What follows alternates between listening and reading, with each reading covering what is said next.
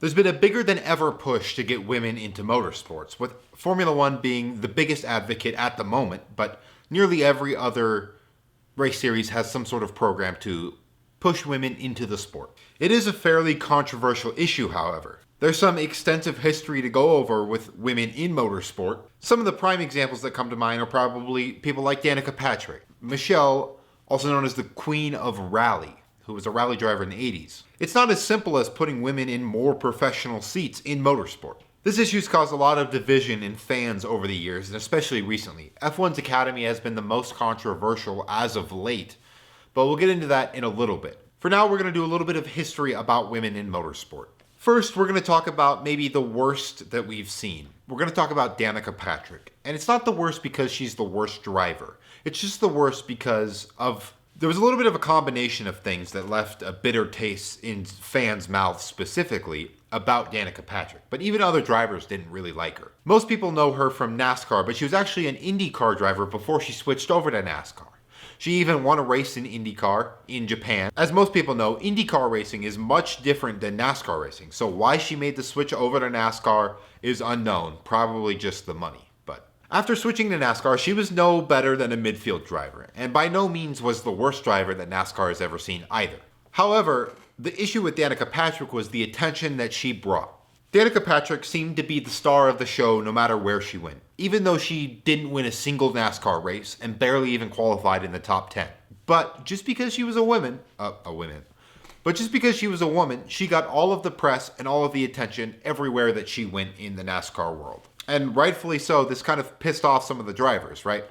The winning driver, or, having a story that happens, you should probably get the most press. But just because Danica Patrick's a girl and she's in NASCAR, she gets all of the attention. On top of that, her sponsor, GoDaddy, who she was getting a lot of financial backing from, probably kept her in NASCAR longer than a different driver of her skill level probably should have been. A male driver probably would have been, kicked out. Not necessarily kicked out, but been replaced by a driver who might have been better probably a few years before Danica Patrick was actually let go, just because of the money and attention that she brought. I think the thing that stands out most about Danica Patrick was just the press and attention that she got for being a girl.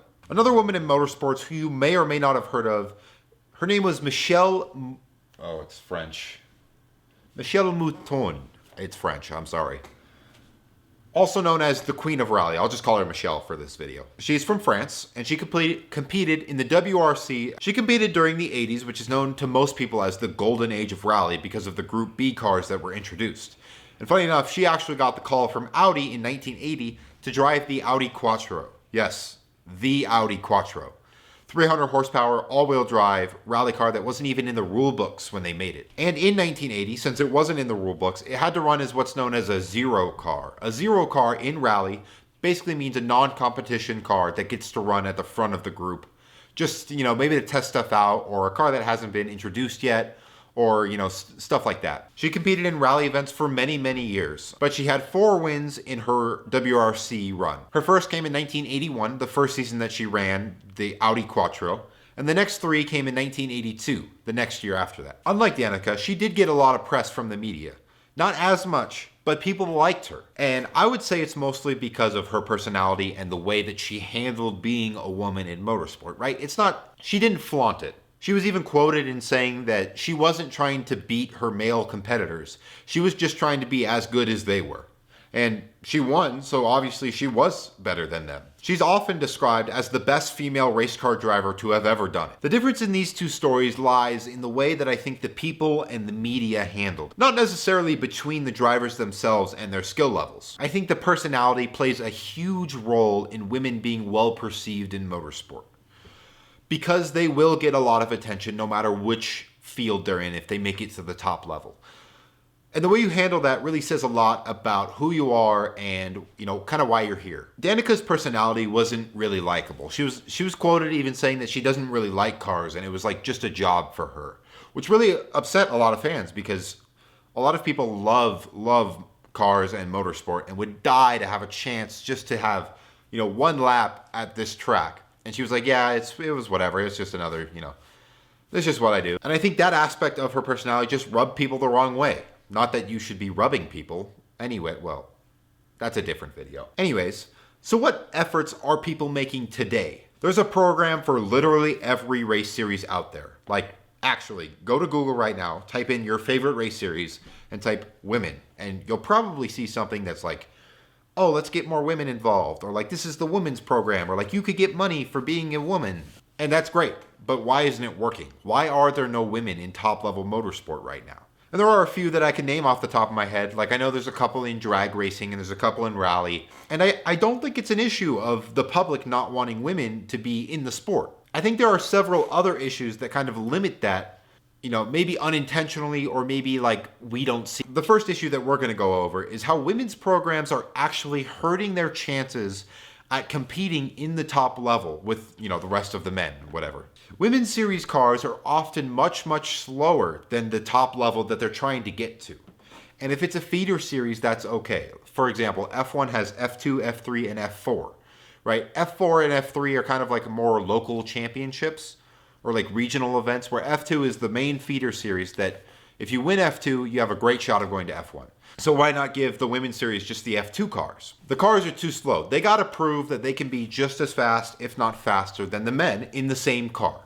And when you give them slower cars, or different cars, let's say, maybe they're not necessarily slower, but they're different. It's very difficult to compare, you know, the skill level of one driver compared to another in this different series that does feed into the where they're trying to get to. So it's kind of a not fair comparison. And in response to the F1 Academy, Max Verstappen actually, if you don't know Max Verstappen, he wins a lot of F1 races. He actually was asked about it and said that the cars are way too slow.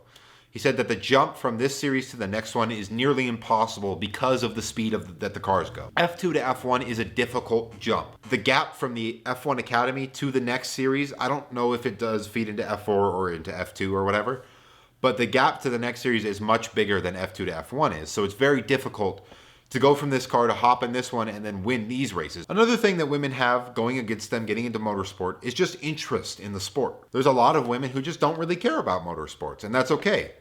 But there are a lot more men who do care than women who do care, right? The percentages are lower. When you have a lot of people who aren't necessarily interested, who might have the natural talent that it would take, but if they just don't care, they'll never find out, and they'll never, you know, work to get that talent to the edge. And I think the last and the main thing that they have working against them is simple biology, right? I think it's a combination of all these factors, right? But when you stack up the biology of scientifically women have slower reaction times in this very, very quick reacting sport where you have to adjust to each corner and adjust to your opponents, right? That could be the difference between finishing first and finishing last, or not finishing at all. Men have slightly faster reaction times. Men's vision is usually based on movement. So men see moving objects better, where women see stationary objects better. That's why guys, you know, can't see something that's right in front of them, but women are like, it's right there. What are you doing? You're stupid. And this, obviously, while you're moving, is a disadvantage. Not saying it can't be done, but it would be much harder. But when you stack all of these things on top of each other, right? Maybe the lower potential, not necessarily potential, but the lower, you know, the less number of people who are going to be able to get to that elite level, the low interest, so the less people who even find out if they have that, and the slower cars, it's a recipe for disaster, which is why I think we don't have any right now. This is why the program is not working. But is it a bad thing that we don't have a lot of women drivers? I think not necessarily, right? I think women can get involved in motorsport in different ways. And I think there are a lot of women who are involved in motorsport in these other ways. But in this video, we're more specifically talking about drivers. But I mean, there are a lot of women who are mechanics, who are engineers, who are, you know, working on these cars, right? Making them faster and better, and not necessarily driving them, but, you know, working behind the scenes. It takes a huge team to make an F1 car. And there are a lot of women on these teams and on these pit crews and stuff. And I think that's where these programs that are like to get more women involved should be aimed at, as opposed to driving. But when we get to the point where we try to include women in these drivers' championships just because they're women and they're not necessarily faster, I think that's where we start to run into problems. And I'm glad that F1 hasn't done that yet, but it looks like they might at some point, right? Just to be inclusive, to have a woman on the grid. That's where you start to get a little bit dangerous and a little bit like, it's almost patronizing for them. Like, here's this seat just because you're a woman, even though there's 20 guys out there that are faster than you and might actually deserve the seat more and have a better chance at competing, that's where we run into problems. But if you did want to make a program that was inclusive for women to get into the driver's seat, what would I do? How would I change that, and how would I fix it? I've got 3 things that I would say that would make the programs better. Number 1, give them faster cars. Make the cars equal, on the same playing field as the men. Or better yet, just get them into the same cars as the men, on the same track. So you can really see who's faster, right? And if the men are faster, that's okay. This is not like the women don't have to be faster. But get them into equal machinery. That makes it much easier to compare apples to apples, right? See who the fastest is and if they actually deserve to move up. And once you do that, it's very hard for maybe these sort of team principals and team bosses that might be a little bit, misogynist just because that's how they were raised or whatever. It's going to be much harder for them to deny that when you can show them lap times. Look, I am faster than this guy. I deserve this more. It's very, very difficult. When you're a team boss, all you care about is winning, usually. Or you should, at least. So if you can give them hard proof, look, here's the resume. I'm faster than that guy. They're like, okay, we'll give you a shot, usually. If you wanted to make the F1 Academy adjacent to an F1, but just for women, then you have to give them F1 cars. I think just as many people would watch it if they had just as fast of cars and they were the best women, in motorsport, period. Number 2, you have to make the racing series not about politics. I think F1's Academy is way too political to be, just focused on the racing. They're trying to use their platform to advocate for things, and I think that's great. But I also think that they take it too far, right? In a racing series, there should be no politics. It should be the fastest drivers on the racetrack in the same cars, battling. That's what we want to see. All we care about is the racing. Is there good racing? Is there not good racing? Period. Is this one driver super dominant? Or, is there good battles, right? That's all the people care about. And if you can see the lap times and see they're in the same cars, then you don't have to make it political. You can make a case for look, I'm a better driver than this person.